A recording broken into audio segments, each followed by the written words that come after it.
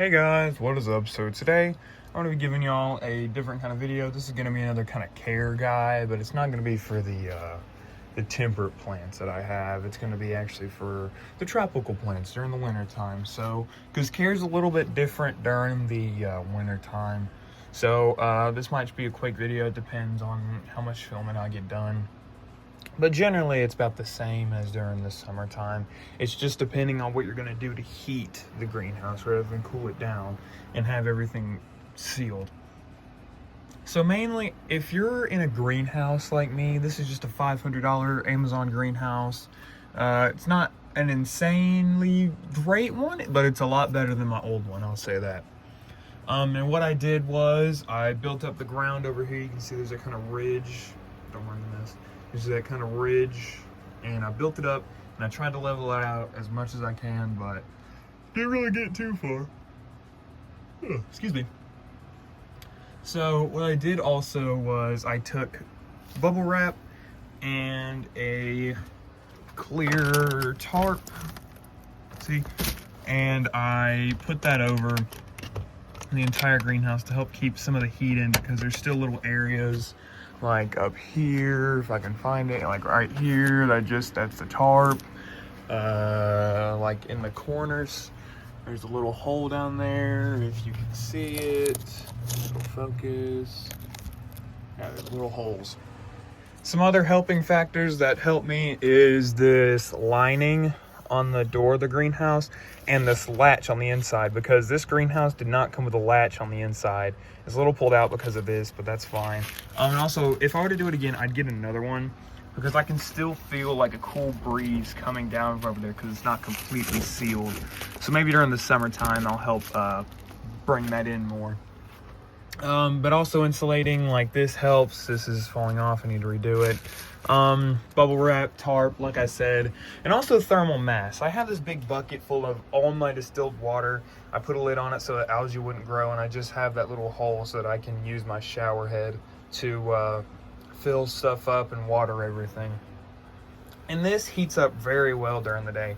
Like this morning, whenever I first came in here, it was like 50 degrees. The water was still sitting at like maybe 65, somewhere around that way. So thermal mass also helps. It doesn't help that I divided up my Bull Bailey pot, because black stuff tends to trap more heat in it. That's why the floor helps catch some of that light too and help bring it into the greenhouse rather than just push it away. Like stuff like the trays and stuff like that. That also turns into a disadvantage in the summertime, because if plants in here will get super hot, but they're also not getting as much direct light. But it'll help also superheat stuff in here. That's why I prefer the white trays, because it's good for everybody. Helps keep everything cool, especially my fly traps and Sarracenia. Not in these. I don't use these for trays anymore. I might, depending. But yeah. Another thing is how I heat it in here. So I have let's go down here. I have an extension cord that runs from my house that goes up into here to this power strip. That helps regulate how much power I'm using, and so that I don't break anything like I've done in the past, and it was horrible. So I just have this fan hooked up straight to the power. It never turns off. It helps circulate the air, because air movement's really important, especially during the winter time whenever there's not a lot of evaporation in the trays, and it helps keep the air moving so that mold and fungus and anything else can't come through. Then I have this this temperature. We'll get back to this fan because it's just over there. And then this is hooked up to the Inkbird, which the work one is hooked up to the heater. And whenever this gets to 80 degrees, it will turn this off. I'll probably do a dedicated video on how to use the Inkbird, especially for my situation. But there's a million different ways. There's even a humidity thing, but I'm waiting for summer to use that. Work 2, the cooling, is hooked up to this other fan, so that I'm not having to run this, because this would just be overkill. But this would just help spread the heat out and maybe get it to more places that it needs. A drop of water just dropped on me. Anyway, so then this is pretty much it. This is all I can run for electricity as in heating purposes. I could hook up my steam humidifier, but I just feel like it's overkill, and whenever everything gets wet, it starts to cool it down rather than like heat it up. It does help heat it up. But at this size, like in my old tent, it used to work great. But with this size of greenhouse, not as much, because it would rather just cool stuff down, because the more water and evaporation, the cooler everything gets. Because you can see, like right here, it's soaked, and then over here where it stays, it's about 78 degrees over here. There's not as much water because the heat's being pushed over this way. So if we were to go back to what I said about this little fan, this is actually supposed to be for my DIY hydro fogger. Yeah, I moved it over to here because of this. This is a Mr. Heater Little Buddy. It's actually helped so much. You can't tell right now, but it's actually on. It's producing quite a bit of heat. But I have this fan back here, and that is to help keep air in here as well. But at nighttime, I don't run it as fast, because whenever this, on one 1 pound tank, this thing lasts for maybe about 5.5 hours. So that's pretty good run time, especially for the amount of heat, but it doesn't blow it. It mainly goes about to like right here and then goes straight up. And then this fan can push it around. So another thing with this fan is just to help keep fresh air in here, because this thing also has an oxygen safety switch and it also has a tip switch. So if I were to just, it's fine. If I were to, it would automatically turn off, and I wouldn't have to worry about it catching stuff on fire. And all you got to do is just turn this back on. There we go. Now it's back on. So super easy, super great product. I spent about $65–70 at Walmart just on the heater alone. Then I spent about another $70 in propane. I got 12 cans. Now it's like 9. I have 9 left.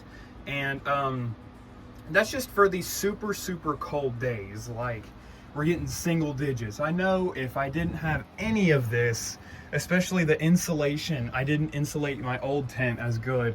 Because literally all I did, I got the sides. I forgot like about this area right here, and maybe I insulated the top part just up here and here. Really didn't help at all. And also didn't help that it was just a thin sheet of plastic out in, good Lord. Like if we got down to maybe 12 degrees, that thing, I was having to bring everything inside. And with the way things are growing, that's a last resort for me, especially in here, because I don't want to ruin any of my good pictures or disturb anything. This isn't a good example. I don't want to disturb anything and have potential of them breaking or being stressed out and dropping pictures, because that's the whole point of growing these plants. I don't want to lose them, and this is what's helped me get through winter. So yeah. Another thing I'd say with heating is you better be extremely, extremely careful, because if you do not know in the middle of the night, that's why I have this Inkbird. It helps regulate things whenever I'm not around, especially whenever I'm asleep. So this thing, it helps regulate heat. Say if I have both these on and it's a warmer night, and I do not know, and I don't check it's my first mistake, I don't check my weather. Then it would turn off my heater and it would leave this on. It does not have any control over that. It doesn't have control over the little fan either. I wish there was, because it would help a lot. So yeah. Anything else? I'm trying to think. Just be smart. Don't be dumb. Don't play around. Even though this does have an oxygen shutoff, if that goes off in the middle of the night, especially if that's like your last resort, just keep everything well ventilated. I'll say that. Keep everything super well ventilated, because I could have, if I did not have that fan, I could have came in here and it would have been like full of carbon monoxide, and I could have just...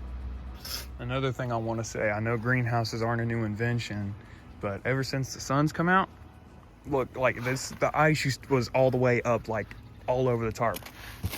It's still down here, but it's starting to melt, and you can see it's starting to melt the ice that's up here. See? All right, took a little bit of breakfast break. We're back. Anyway, another piece. We're gonna get to the care. Trust me. Just give me like 5 more seconds, or just skip to whenever. There'll probably be things on this video. But another thing I would get and to help is this. This is a thermometer and hydrometer 2-in-1. It's got the time, day. You don't really need this or this. The only thing about this one is it's not Bluetooth. So the indoor, or the remote, is all the way over there in the opposite corner. And the indoors over here, as you can see, it's about 80 degrees, 50. I need to boost the humidity up, but humidity isn't as important this time of year, but it's still a very good factor to keep up on if you can. Heat and temperature is a lot more important than humidity. It's okay to sacrifice humidity for temperatures. Anyway, that's my last bit of thing.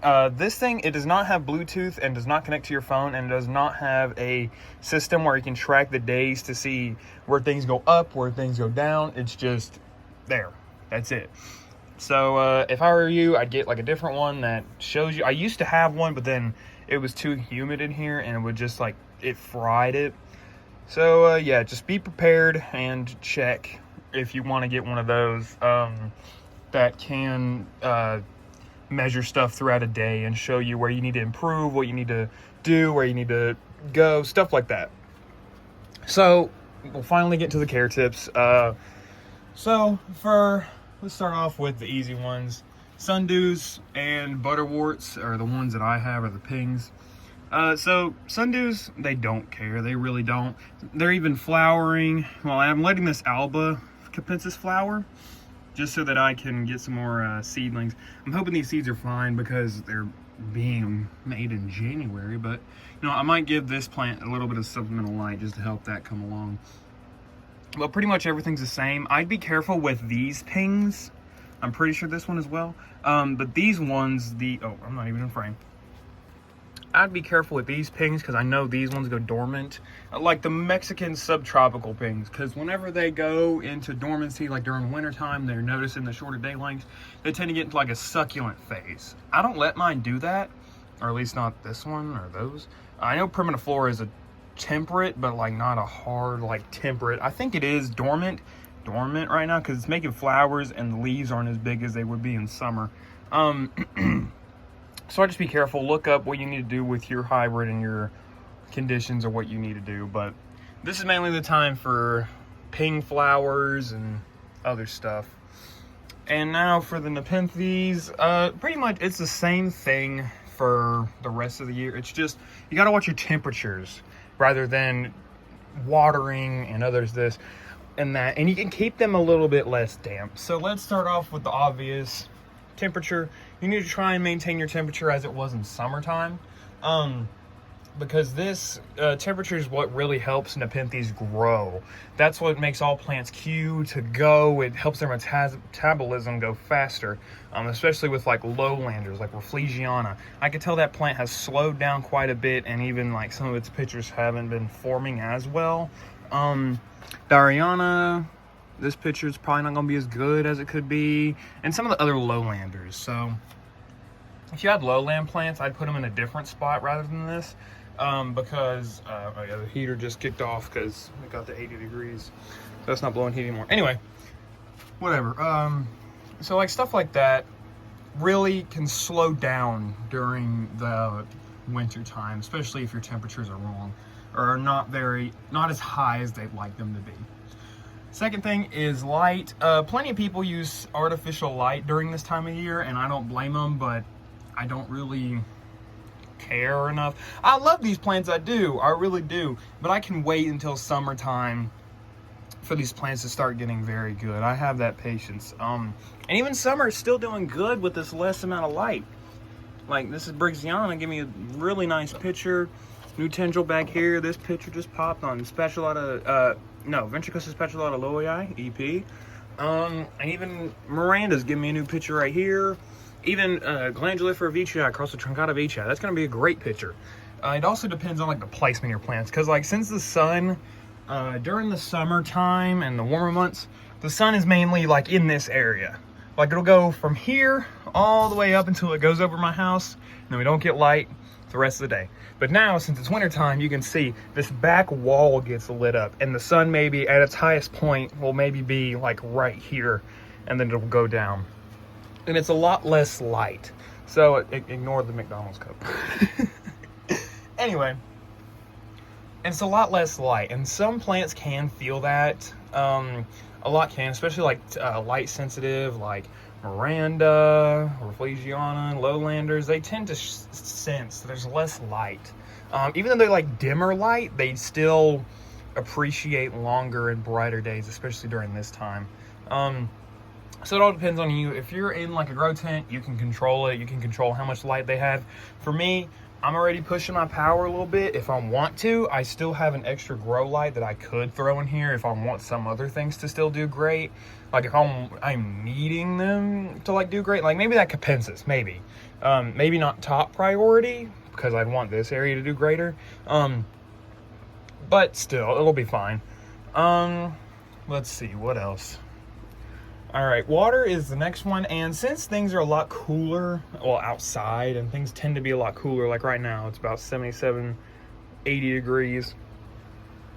Things tend to be a lot cooler, and a lot of other things like to affect this. So the cooler weather affects how fast evaporation happens and how fast your plants can dry out. Depending on the pot size and the plant, like this Truncata rippled leaves crossed with VTI Red Tiger, it's doing great. Got me a nice leaf jump on it. It's just the plant size is too big for that pot, so that one will obviously dry out a lot faster than, say, my Truncata here, which is in a little bit too big of a pot, I'll admit that.